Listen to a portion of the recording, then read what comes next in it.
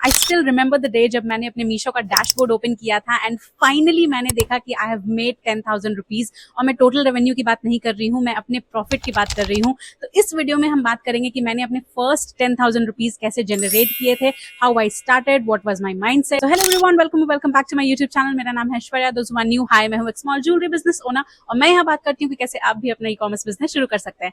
नीचे डिस्क्रिप्शन में मेरे सारे कोर्सेज मेंशन है, so do check it out if you need any kind of help from my side and let's get started. सारे लोगों की तरह मेरे भी मन में एक कंफ्यूजन था, डाउट था when I was starting this jewellery business कि कैसे होगा, पता नहीं लोग मेरे कलेक्शन को पसंद करेंगे या नहीं। एंड जो मोस्ट कॉमन क्वेश्चन है कि मेरे पास ही कस्टमर्स क्यों आएंगे, मुझसे ही कस्टमर्स क्यों लेंगे जब मार्केट में ऑलरेडी इतना कंपटीशन बना। बट देन मुझे एक चीज बहुत क्लियर थी कि ज्वेलरी जो है वो डिमांड में है मार्केट में एंड ऑफ कोर्स ये चलने वाली चीज है। So about this I was very clear. On a better side, मेरा इसमें खुद का भी इंटरेस्ट था, I am a jewellery lover my self, तो मुझे पता था कि मैं ये कर लूंगी। ऑनेस्टली स्पीकिंग, मेरा कोई बिजनेस बैकग्राउंड नहीं है, मेरे पूरे ब्लड लाइन में किसी को भी बिजनेस में कोई इंटरेस्ट नहीं है, ना कोई बिजनेस करता है एंड मुझे सब कुछ खुद से ही सीखना था। मेरे पास कोई बैक सपोर्ट नहीं था। I had to start everything from scratch and rather I should say कि मुझे सब कुछ शुरू से लर्न करना था।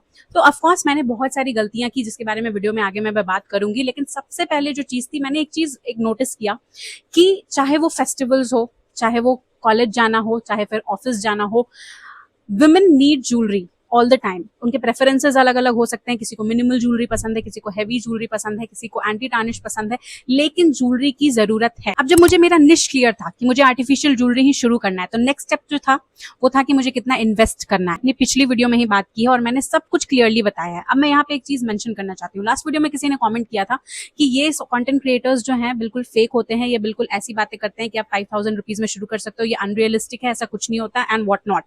मैं आपको ये बताना चाहती हूँ, when I am sitting here और मैं जब आपको बोल रही हूँ कि मेरे पास कोई बड़ी टीम नहीं है और मैं अकेले काम करती हूँ, तो मेरी ऑडियंस को मुझ पे इसलिए फेथ है क्योंकि जितने भी शॉर्ट्स, जितने भी वीडियोस मैंने अपलोड किए हैं, ऑलमोस्ट सब वो इसी रूम से है जहां मैं यहाँ पे अभी शूट कर रही हूँ। तो आपको ये बात पता है कि मैं अभी तक अपना बिजनेस खुद रन कर रही हूँ। सो व्हेन आई से कि जब मैं अकेले इसको रन कर रही हूँ और मैंने खुद को चैलेंज किया था कि मैं 5,000 रुपीज में ही अपना बिजनेस शुरू करूंगी, how can you not believe it. And let me tell you also one thing. मेरी एक क्लाइंट है जिन्होंने मुझसे बताया था, मैं उनका नाम नहीं लूंगी पर उनको पता होगा, उन्होंने मुझसे बोला कि मैम, मैंने अपनी गोल्ड की ज्वेलरी, अपना रिंग सेल किया टू पे द थर्ड पर्सन जिनसे मैं अपनी सर्विसेज ले रही हूँ अपने अकाउंट मैनेजमेंट का। नाउ टेल मी, जब लोग इतने मोटिवेटेड हैं अपने बिजनेस को लेके, अपने करियर को लेके, हु आर यू टू जज देम? क्या आप उनको कह सकते हो कि आप इतने से, आपको तो गोल्ड ज्वेलरी सेल करने से क्या ही मिलेगा, आप इतने पैसे में अपना आर्टिफिशियल ज्वेलरी का बिजनेस नहीं शुरू कर सकते? No, nothing is unrealistic, it's just about being practical and your confidence and आप कैसे अपने बिजनेस को स्केल अप करते हो एंड छोटे से आप कैसे अपने बिजनेस को बड़ा बनाने की सोच रखते हो। तो इन्वेस्टमेंट वाला पार्ट आपका उस वीडियो से क्लियर हो जाएगा। बहुत important step, how I got my first few customers, कैसे मुझे ऑर्डर्स आना शुरू हुए। Starting your business is still easy, वो आप कर लोगे, लेकिन generating sales is the difficult part, वहां से ही पूरा गेम शुरू होता है। तो पॉइंट नंबर 1 यहाँ पे जो सबसे इंपॉर्टेंट है वो ये है कि सबसे पहले तो आपको कंटेंट क्रिएशन में जाना है। लोग इसको फास्ट मनी के तौर पर नहीं देखते, उनको लगता है कि कंटेंट क्रिएशन करेंगे तो धीरे धीरे पता नहीं कब लोगों को मुझ पर फेथ होगा, कब मैं पैसे वहां से लोग ऑर्डर करेंगे, कब सेल्स जनरेट होगा। लेकिन I am being very honest with you, मेरे फर्स्ट 100 सेल्स जो मैं आपको बोलूं जो जनरेट हुए थे, वो मेरे सोशल मीडिया प्लेटफॉर्म से ही हुआ था। अब इसमें कुछ लोग बोल सकते हैं कि क्योंकि आपकी रीच पहले से ही अच्छी थी तो आपने अच्छा परफॉर्म किया। नो, मेरे पर्सनल अकाउंट से मेरे बिजनेस का कोई लेना देना नहीं था। हो सकता है 20% ऑफ द कस्टमर्स जो मेरे फ्रेंड्स, फैमिली, वो जरूर वहां से आए होंगे और उन्होंने मुझे सपोर्ट करने के लिए ऑर्डर्स दिए होंगे, लेकिन रेस्ट 80% वो मेरे ज्वेलरी वाले अकाउंट ने ही किया। When I created my account, I was very clear कि मुझे यहाँ से सेल्स जनरेट करनी है। तो मैंने वहां पे बिहाइंड द सीन्स पोस्ट करना शुरू किया, मुझे क्या स्ट्रगल्स आ रहे हैं, डिलीवरी बॉय इनिशियल डेज में नहीं आ रहा है, मैं उन लोगों को बता रही हूँ कि अगर आप भी शुरू करना चाहते हो तो ऐसी ऐसी डिफिकल्टीज आपको फेस करनी पड़ सकती है and people connected with it. तो सारे डॉट्स कनेक्ट होते गए एंड वहां से मुझे ऑर्डर्स जनरेट हुए। सो कंटेंट क्रिएशन को कभी भी लाइटली नहीं लेना है, whether you are a male और female starting a jewellery brand, doesn't matter. आप अपनी जर्नी हमेशा दिखा सकते हो ऑनेस्ट वे में।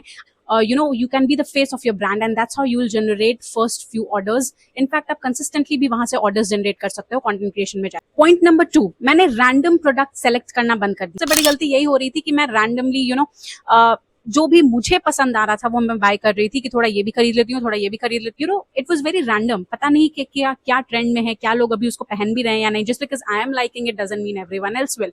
आपके कस्टमर्स का परसेप्शन बहुत अलग हो सकता है।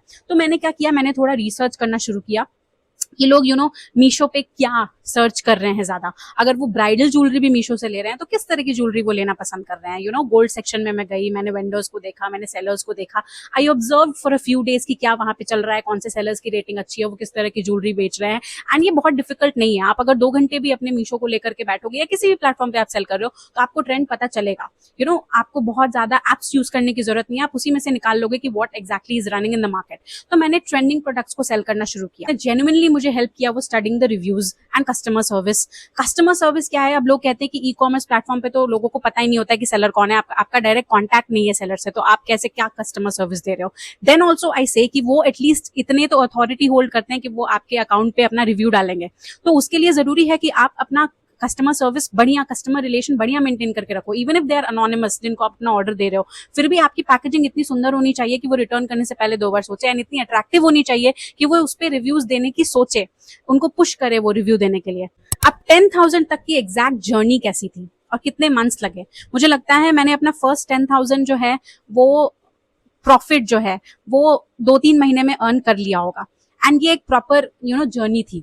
कभी मेरा कोई एक रील वायरल हो गया जिसमें मैंने दिखाया है कि I was having a bad day, और फिर मुझे एक ऑर्डर आया, कुछ ऐसी रील मैंने बनाई, वो वायरल हो गया, तो वो हो गया।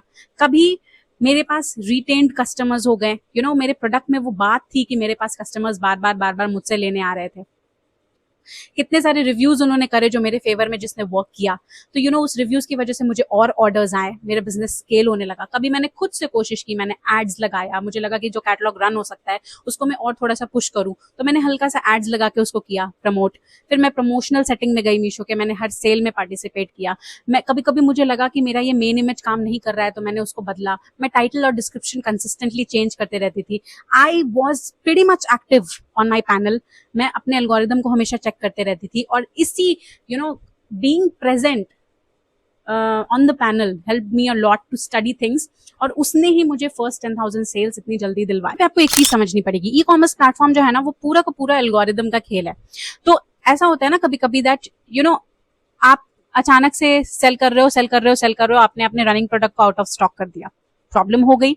अब जो है मीशो ये ऑब्जर्व कर रहा है कि जिस प्रोडक्ट पे वो आपको ऑर्डर्स दे रहा था आप उसको मेंटेन ही नहीं कर पा रहे हो, तो इसमें तो आपकी गलती है पूरी तरीके से। अब मीशो इसमें क्या करेगा, वो धीरे धीरे करके आपको साइडलाइन कर देता है, क्योंकि there are many people waiting out there to grab this opportunity. जब आप कहते हो कि मैम बहुत सारे कॉम्पिटिटर्स है, हमारा स्पेस कैसे बनेगा, स्पेस आपको खुद बनाना पड़ेगा।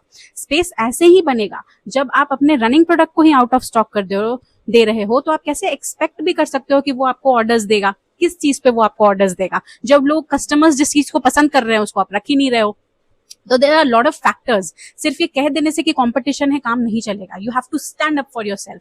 उसके लिए कुछ चीजों को आपको मेंटेन करनी पड़ेगी। कुछ की पॉइंट्स जो मैं यहाँ पे अगर आपको दे सकूं तो वो ये होंगे। सबसे पहले चीज तो आप अपने ऑर्डर्स के एल्गोरिदम को नोटिस करिए, किस टाइम पे आपको ऑर्डर ज्यादा आना शुरू होता है। क्या वो लेट इवनिंग होता है, क्या वो अर्ली मॉर्निंग होता है। उस टाइम पे अगर आप एड्स चलाओगे तो हो सकता है वो एडवर्टाइजमेंट आपको ज्यादा रेवेन्यू जनरेट करके। वीकडेज को अगर आप यूटिलाइज करते हो, वीकडेज पे अगर आप लिस्टिंग करते हो, जैसे कि फ्राइडे नाइट अगर आपने लिस्टिंग की, तो हो सकता है वो ज्यादा अच्छे से रन करे, because Saturday Sunday mostly people are free और वो स्क्रॉल करते हैं ई कॉमर्स प्लेटफॉर्म्स। तो हो सकता है कि लोग उसको कार्ट में ऐड करके रख लें, द नेक्स्ट वीक उसको ऑर्डर कर लें, तो ये आपके लिए बेटर वर्क कर सकता है। कभी कभी आपने फ्रीबीज ऐड कर दिए, ऑफर्स ऐड कर दिए, डिस्काउंट परसेंटेज आप हमेशा उसमें लगा करके रखते हो, ये साइकोलॉजी भी आपके लिए वर्क कर सकती है। रिव्यू रेटिंग्स के लिए आप कैसे लोगों को, क्योंकि वो सेलर आप अनोनिमस हो, वो आपके लिए अनोनिमस है, तो आप कैसे उनसे कनेक्शन बना सकते हो थ्रू पैकेजिंग। आपके पैकेजिंग में इतनी बात होनी चाहिए कि उनको लगे that they are having a direct conversation with you.